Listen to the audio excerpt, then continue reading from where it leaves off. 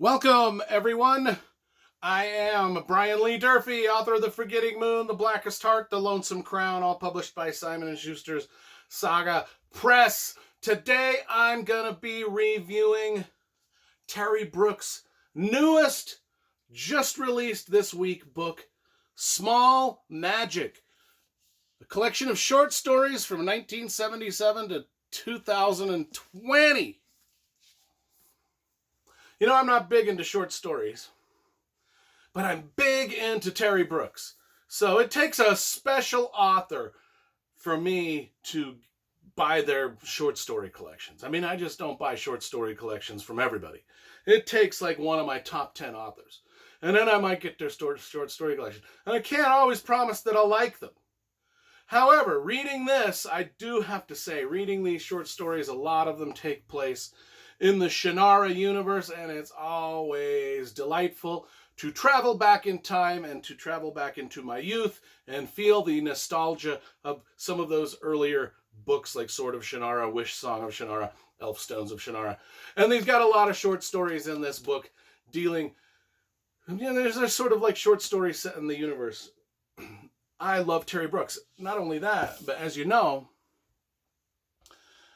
I have a huge Terry Brooks collection, so I've got every Terry Brooks novel there is, and I will just show them to you right there. Got the whole collection, you know. The whole collection. And as I always show off, if I get, sorry for the camera work, folks. When I get novels, I've met Terry Brooks like a handful of times, and he always signs my books. I always show off the signed books. You know that. You know that. We do that all the time.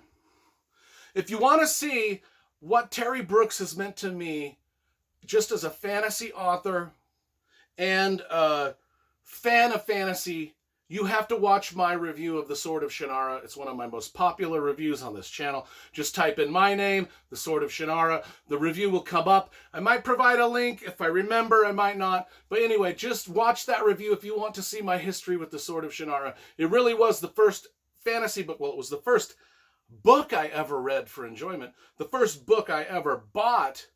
You know, this Sword of Shannara was the first book I ever bought. In fact, this paperback copy is the exact copy. Oh shit, everything's falling. God. I try to set up these, I try to make the set look as nice as possible, but always half of it crumbles before the end of the video. This is actually the very first book. This is the copy that I bought when I was a teenager of The Sword of Shannara. I still have it. Still one of my mainest treasures.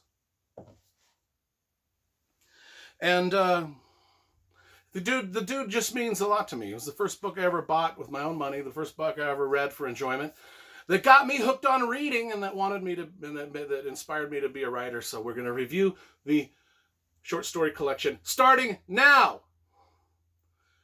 We always review the covers. What do we think of this cover? No cover art credit was given. It's just sort of a Photoshop of some books and knives and candles and things. It was art directed by David Stevenson. I do know David a little bit, and he's a good art director. He's been with Del Rey Books for a long, long time. Let's talk about the 11 short stories that are in this collection titled Small Magic. Let's get to them. I'm going to go through them one at a time, and we're just going to give a brief description of each and kind of what I thought of each. Okay? So the first one was called The Fey of Cloud Moore. I think. The Fey of Cloud Moore.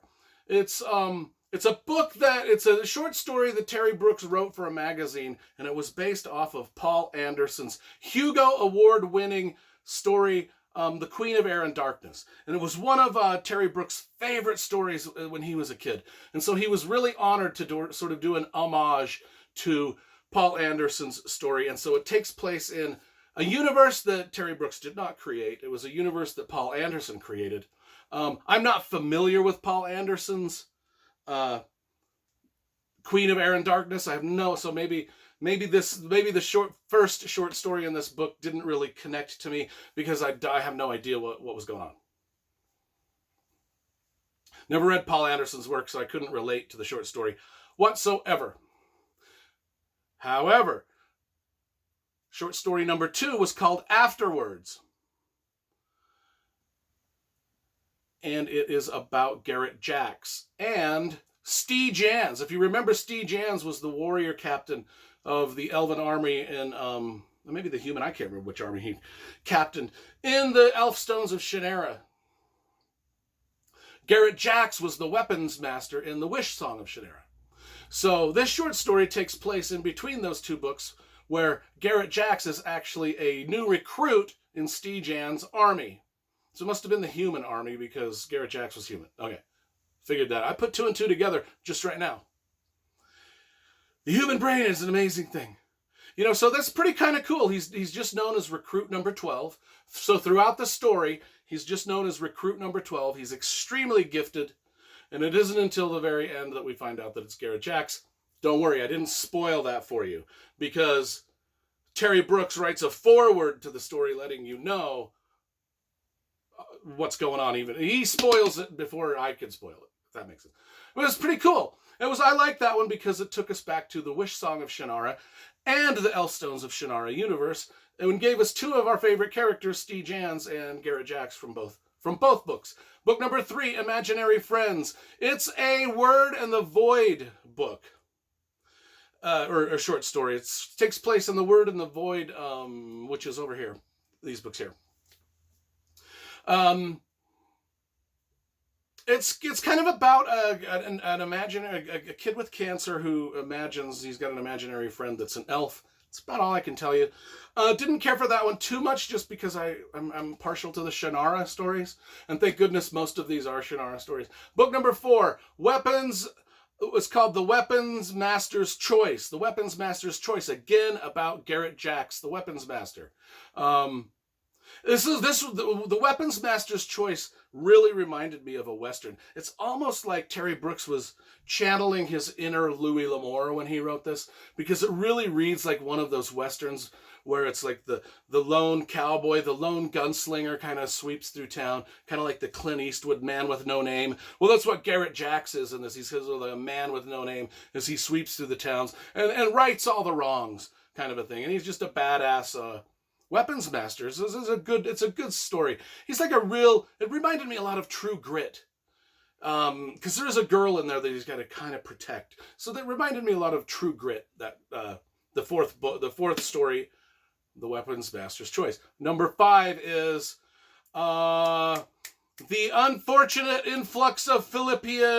It's another land. It's a Landover. If you remember Magic King of Landover, Magic Kingdom for Sale. So it's more of a lighthearted, funny story it's kind of a riff on Star Trek's Trouble with Tribbles, but it's dealing with 2 of the characters from Landover.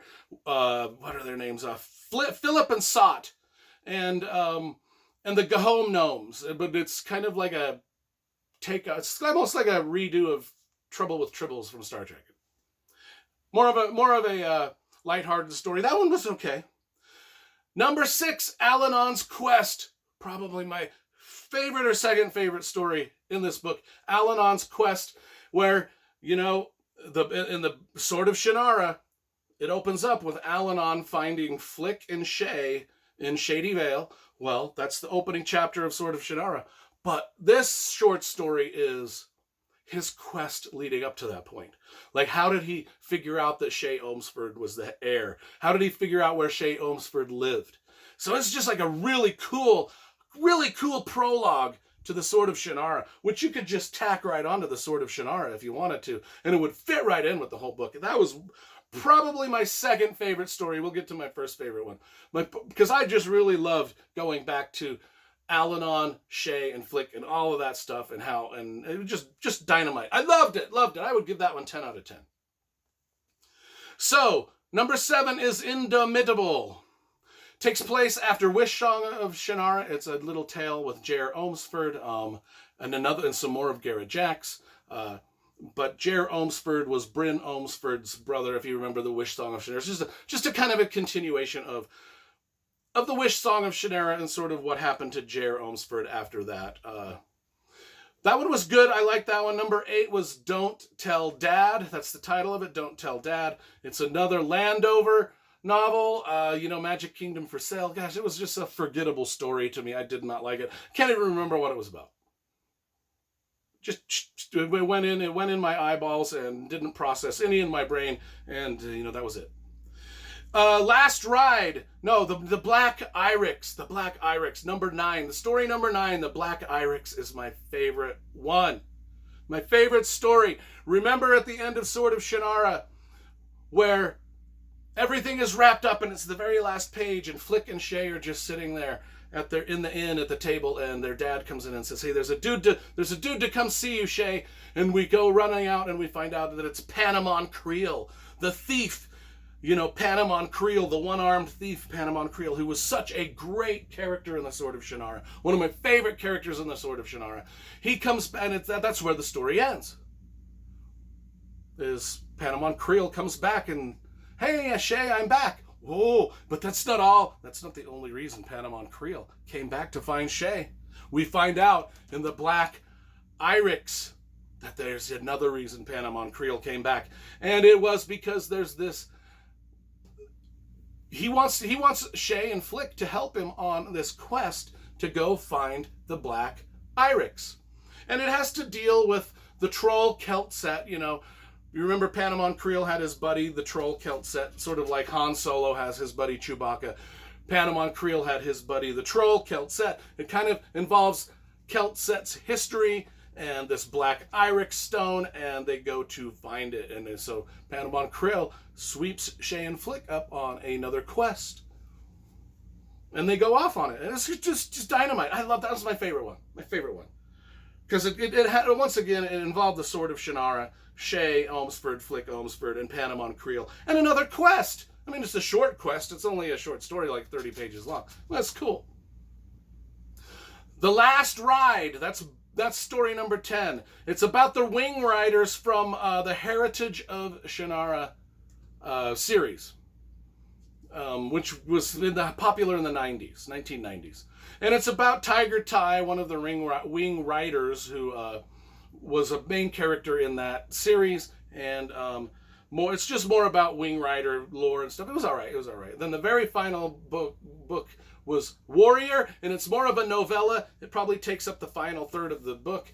It's a novella called Warrior. It's the longest story in the group. And it's another Word in the Void story, a novella set in this universe, Word in the Void.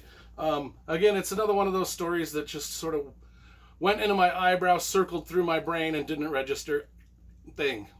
Not one thing. So kind of the book let down to me on a little bit of a low note. Although, man, Terry Brooks, man, I'll buy anything. If it's got Terry Brooks' name on it, I'm buying it. Because I love the dude. You saw my collection. This is a great, because, of the 11 stories, I'd say there were 2 of them I didn't like, 3 or 4 that I thought were okay, and the rest were freaking dynamite. So I'd give the whole thing just about let's give it an 8.5 out of 10, because 2 of those Shannara stories, the Black Iris and Al-Anon's quest, were just put me back into the Sword of Shannara, placed me back into one of my favorite novels. And thank you so much, Terry Brooks, for doing that for me. I loved every moment of those. I drank in every word of those 2 stories. Dynamite. Those 2 get a 10. The book overall will give an 8.5. Terry Brooks, Small Magic. If you're into Shannara and Terry Brooks, man, this is a must-have.